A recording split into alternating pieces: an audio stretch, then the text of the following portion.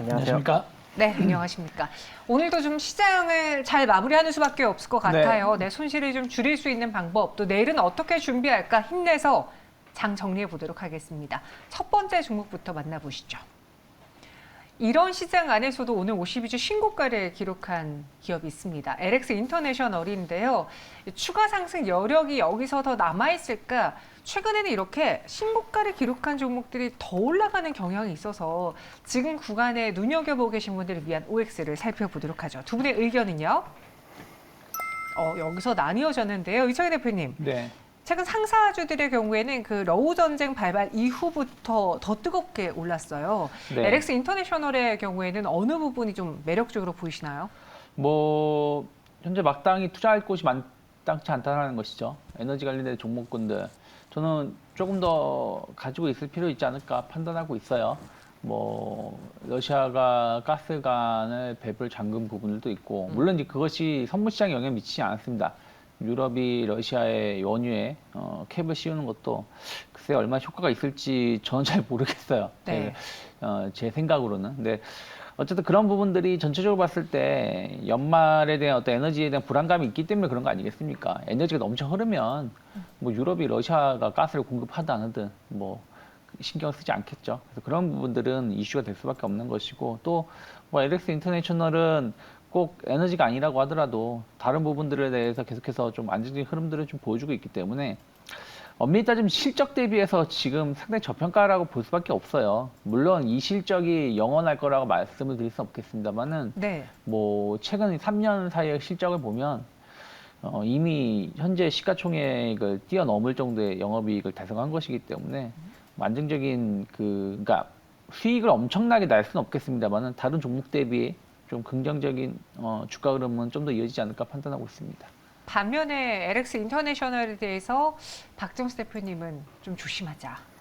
네, 최근에 좀 너무 많이 쉬지 않고 올라온 경향도 좀 일정 부분 존재하고요. 거기다가 시장이 좀 불안할 때 이렇게 상승력을 좀 많이 만들어내는 종목들은 또 시장이 또 반등을 하면은 수급이 또 다른 데로 가면서 조정을 보이는 어떤 그런 흐름도 나타날 수 있는 여지가 존재하기 때문에 일단은 X를 드렸지만 신규 접근 측면에서의 X이지 보유하신 분들은 조금 더 홀딩을 해도 될 것 같다라고 판단이 됩니다. 일단 영업이익이 2020년 대비 2021년에 굉장히 크게 성장을 하였고, 그 성장세가 2022년에도 영업이익이 좀 지속되고 있는 상황이고요.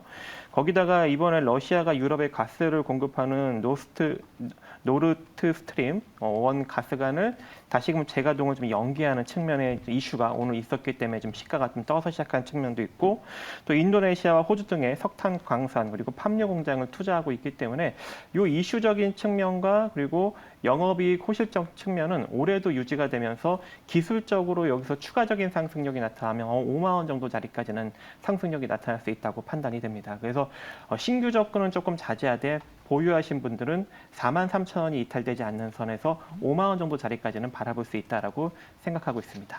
네, LX 인터내셔널에 대해서 일단 X를 주셨지만 이게 이 회사에 대한 무언가 걱정, 문제점보다는 주가가 그동안 많이 올랐기 때문에 그렇죠. 네. 그런 면에서 주어주신 투자 의견이니까요. 여러분들 잘 참고해 보시고요. 두 번째 OX 종목은 덕산테크피아입니다. 미국의 전해 공장 증설로 재평가를 받을 수 있을지 이 덕산테크피아도 최근에 주가 상승이 보여줬었거든요. 두 분의 의견은요? 여기도 나뉘어졌는데 이번엔 또 OX 위치만 바뀌었어요. 오늘 많은 반도체주들이 하락했어요. 그 와중에 덕산테크피아가 14% 넘게 올랐다라는 것. 이 전해액이라는 플러스 알파 때문에 상승한 것 같은데요. 어떤 매력이 있는 회사입니까?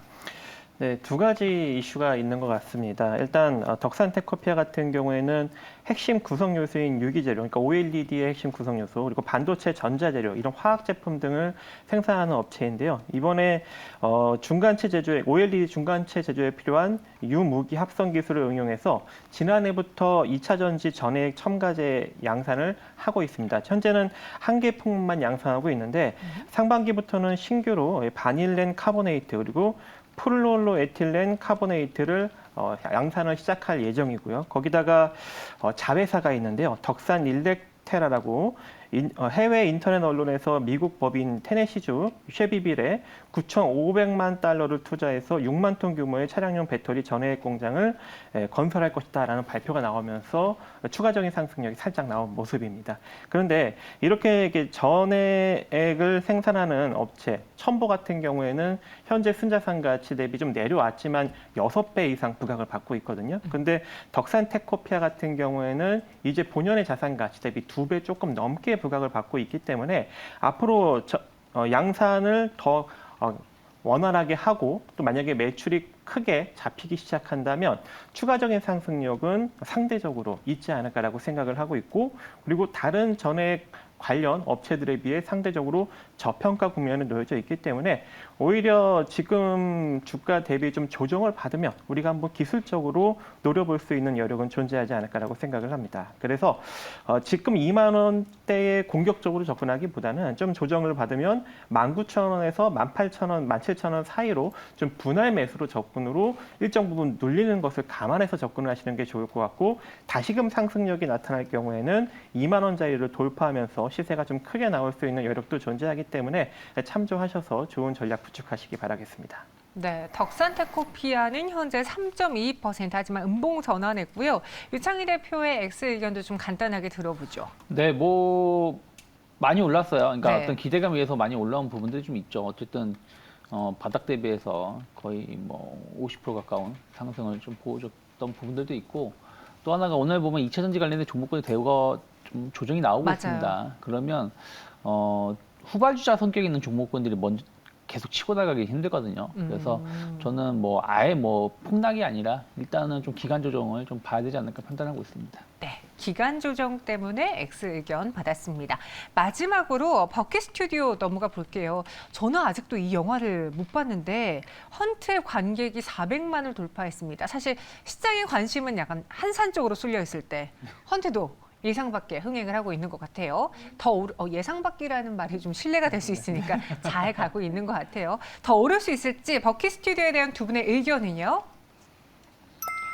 여기서는 X로 일치가 됐는데 사실 그동안 이 헌트라는 이슈로 주가가 움직일 법도 한데 최근 한 3주, 4주 정도는 계속 하락하거나 횡보했던 종목이 오늘 400만 돌파 소식 때문에 맞다 하고 오른 느낌이 조금 있습니다. 유창희 대표님, 버킷 스튜디오에 대해서 X를 주신 이유를 들어보자면 뭐가 있을까요? 이미 개봉하기 전에 주가가 많이 올랐다 판단하고 있어요. 제가 헌트를 봤습니다. 어땠어요? 최근 3년 만에 처음으로 영화를 봤는데 네. 재미는 있었는데 뭔가 이게 제 할 정도의 매력은 없었다. 2번 볼 정도의. 네, 네. 그러니까 보통 우리가 1,000만 이렇게 가려고 그러면 한 번만 봐서는 안 돼요. 많은 분들이 2번, 3번 막 이렇게 보셔야지 갈 수 있는 것이지.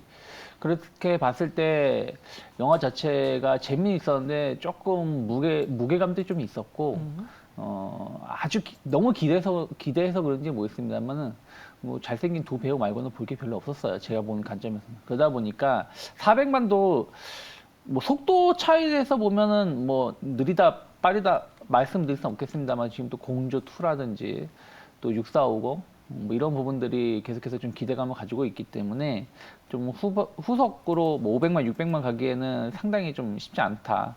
저는 그렇게 보고 있습니다. 그래서 주가가 이미 못 올라가고 있었고, 뭐 400만 이슈가 있어도 그렇게 큰 주목을 못 받는 거 본다라면 뭐 주가가 뭐 여기서 더 오르기에는 좀 부담스럽지 않을까 판단하고 있습니다. 알겠습니다. 버킷 스튜디오 그래서 두 분 모두 X 의견 드렸습니다. 그 외에 오늘장 마감에 눈여겨볼 만한 종목이 있을까요? 마감의 3다로 빠르게 넘어가 보죠. 키워드부터 보시면요. 유창희 대표는 투자 확대 수혜를 받을 수 있는 종목이다. 그리고 여기는 중소형 OLED 생산이 본격화함에 따라 수혜를 볼 수 있는 종목이다. 박준수 대표 의견 나왔습니다. 혹시 그 투자 확대가 원전 쪽입니까? 아닙니다. 역시 아닌 것 같았어요. 그래서 한번 여쭤봤습니다. 어떤 종목인지 열어보도록 하죠. LG 디스플레이와 HFR이 나왔는데 LG 디스플레이가 오랜만이에요. 지금 최근에 LG 관련주 중에서 LG 이노텍, 그 애플양 그 기대 네. 말고는 대다수 종목이 좀 거론이 안 되고 있었거든요. 그렇죠. 현재 LG 디스플레이도 실적이 좀 많이 부진했지 않겠습니까? 4천억 넘게 영업 적자를 냈기 때문에 상당히 좀 관심에서 벗어난 상황이었는데 아무래도 이제 LCD 가격이 거의 이제 저점을 찍은 상황이고 거기다가 이제 중소형 OLED 생산을 6월 달부터 본격화하기 시작했죠. 그렇다라는 것은 현재 영업 적자를 3분기부터 어느 정도 개선을 하고 4분기부터는 많이 좀 턴 어라운드 시킬 수 있는 가능성을 내비칠 수 있다라고 풀이가 됩니다. 그래서 현재는 이 실적 부진이 뭐 중국 상하이 봉쇄나 아니면 수요 위축 등 대부분 이제 외부적인 영향이 상당히 많이 나타났고 또 이 매출 비중이 97%가 해외에서 발생이 되고 있는 그런 회사이다 보니까 앞으로 이제 해외적인 어떤 정세적인 측면이 많이 풀리게 된다면 LG 디스플레이의 실적도 이제는 본격적으로 턴 어라운드 될 수 있는 가능성이 있지 않을까 그렇게 생각을 합니다. 그래서 오늘 외국인의 순매 수력도 LG 디스플레이에 많이 좀 들어오고 있는 모습이고 거기다가 상반기에 연구개발비만 1조 1,885억 원을 투자를 했는데 이렇게 적자를 내고 있음에도 강력하게 투자를 하는 거 보니 앞으로 성장 전망이 상당히 높게 점쳐지고 있고 전년 대비 16% 정도 넘게 투자를 한 상황입니다. 거기에 LCD 패널 사업을 점진적으로 줄이고 OLED 생산량을 늘리기 위해 P7 그리고 P8 라인을 OLED 생산 라인으로 지금 전환을 꾀하고 있고요. 애플양 아이폰 14용 일반 프로맥스 모델 중소형 OLED를 지난 6월 달부터 납품을 하기 시작했고 그리고 이번 달 또 다음 달에 그 생산량이 증가되고 더 많이 공급할 예정이기 때문에 확실히 이제 LCD 쪽에서 부족했던 실적을 이쪽에서 메꿀 수 있는 가능성 존재할 것 같고요.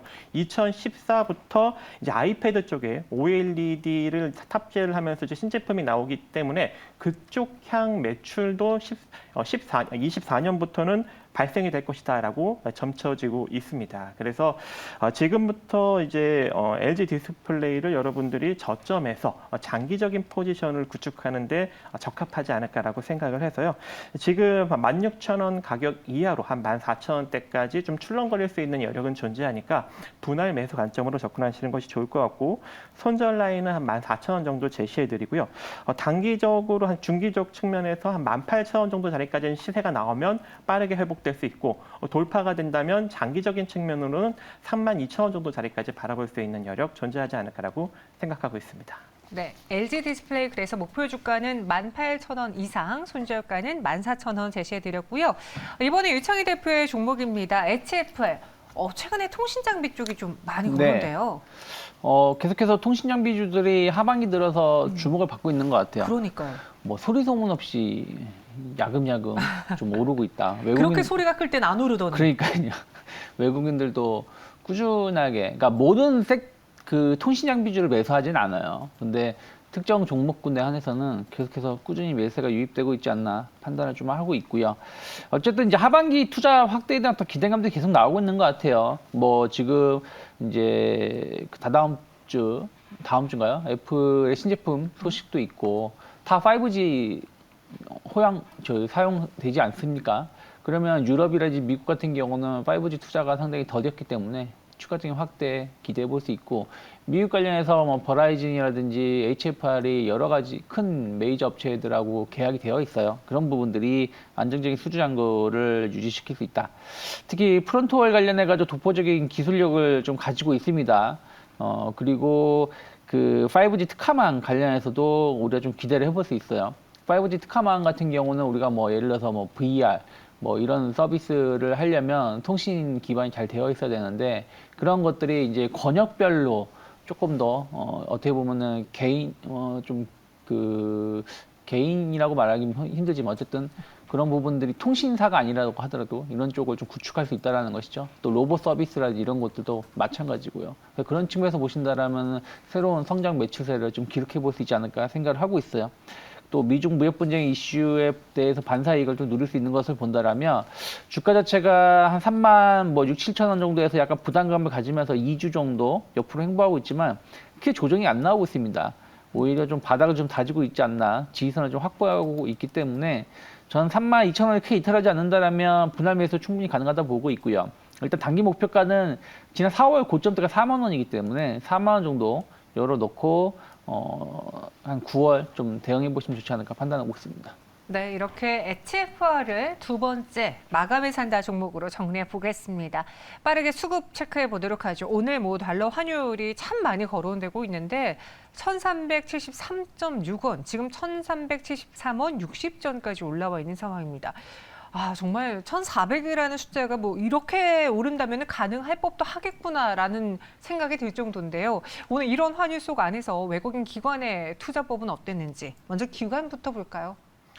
네, 현재 기관에 지금 매수 가는 종목은 삼성전자 그리고 네. 포스코 인터내셔널, 한화생명이고요. 매도는 TCC 스틸, 페노션, 코스모화학 쪽에 좀 몰리고 있는 것으로 보여집니다. 삼성전자는 시장이 좀 오전장에 좀 혼조 국면을 보였었는데 이때 좀 매수가 유입되면서 지수를 좀 방어하는 측면이 좀 기관이 이제 움직이고 있는 것 같고요. 포스코 인터내셔널 같은 경우에는 호실적과 그리고 러시아 천연가스 공급 중단 소식이 좀 긍정적으로 매수를 불러일으키고 있는 것으로 풀이가 됩니다. 그리고 한화생명 같은 경우에는 또 이제 금리 상승이 얼마 남지 않았죠. 그렇다 보니까 이 금리 상승으로 인한 호실적이 또 기대가 되면서 매수가 유입이 되고 있고요. TCC 스틸 같은 경우에는 최근에 주가 상승이 많이 이루어졌죠.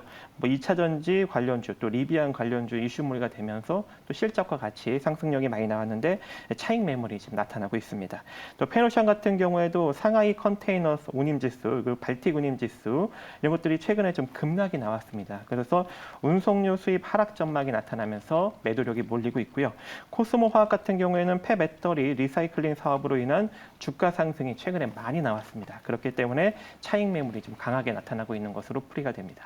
네, 이번에는 외국인의 매수 매도 동향 보겠습니다. 사실 지수가 좀 많이 밀려서 수급을 봤거든요. 근데 이렇게까지 밀릴 정도로 외국인이 매도하진 또 않아 보였어요. 수급보다도 더 많이 휘청거리고 있는 것 같은데 오늘 외국인들의 투자는 어땠습니까? 네, 뭐 외국인들은 뭐 전체적으로 봤을 때 크게 매도세는 많지 않았어요. 오히려 현대차를 필두로 해서 자동차 관련된 종목군들 좀 3분기 실적에 대한 어떤 기대감, 또 내년에 대한 실적에 대한 어떤 기대감으로 좀 매수를 좀 많이 보여줬습니다. 현대차 한 300억 정도, 현대모비스도 한 70억 이상 매수를 좀 보여줬고요. 그리고 하나 에어로스페이스처럼 방산주들도 좀 꾸준하게 매수가 들어온 것 같습니다. 뭐 최근에 계속 폴란드 얘기를 했는데 호주에서도 랜드 400 관련해서 이제 3단계 그 우선 협상자 발표를 9월달에 앞두고 있거든요. 그와 관련해서 좀 하나가 조금은 기대감을 좀 가지고 있다 보니까 관련된 종목군들 또 방산주들이 동시에 좀 상승세를 좀 보여주지 않았나 판단을 좀 하고 있고요. 오늘 좀 특이했었던 부분들은 LG 에너지솔루션, 뭐 삼성 SDI, 약간 완성 셀 업체들은 좀 매도세를 좀 보여줬습니다. 반면에 뭐 LNF라든지 에코프로 BM이라든지 약간 소재 중소형 주들은 또 매수를 좀 보여줬어요. 그렇다고 해서 중소형주들 소재주가 상승한 건 아니고요. 하락을 했고요. 그리고 LG 에너지솔루션은 뭐 강보합 정도, 삼성 SDI도 아주 큰 폭의 하락은 아니에요. 그래서 오히려 매도한 쪽은 조금 덜 하락하고 매수한 쪽이 좀 많이 하락하는 모습을 좀 보여줬습니다. 그리고 SK바이오사이언스 뭐 백신 뭐 이슈가 좀 소멸되면서 한 4% 정도 하락을 하고 있고요. 근데 꼭 SK바이오사이언스뿐이 아니라 삼성바이오로직스라든지 HLB라든지 약간 제약바이오 관련된 섹터를 생각했던 것보다 좀 많이 매도세를 좀 보여줬습니다. 그래서 이런 부분들이 조금 관련된 시장을 압박하지 않았나 보고 있습니다. 알겠습니다. 마지막으로 동시효과 구간 분위기 살펴보고 오늘장 마무리를 준비해 볼게요. 코스피 0.2%대 내림세를 보여주면서 2,402.6포인트 지나고 있습니다. 오늘 장중에 2,400선이 무너지기도 했었죠. 현재는 그 소폭 상승한 채로 2,400선을 소폭 상회한 채로 마감할 것으로 보여지고요. 코스닥은 1.91% 급락하며 770.84포인트 지나고 있습니다. 오늘 또 오후장에는 2% 넘게 밀리는 모습이 잠깐 포착이 되기도 했었습니다. 시총 상위 종목 분위기도 함께 확인해 보시죠. 삼성전자, SK하이닉스 같이 파란불이 들어와 있는 상황입니다. 근데 눈에 띄는 거는 사실 이런 반도체 대장주들의 낙폭은 크지 않다라는 점. 오히려 코스닥 시장 안에 있는 반도체 소부장들의 낙폭이 더 크게 나타나고 있다는 것이고요. 삼성바이오로직스 2% 하락하고 있습니다. 동시호가 함께 하셨습니다.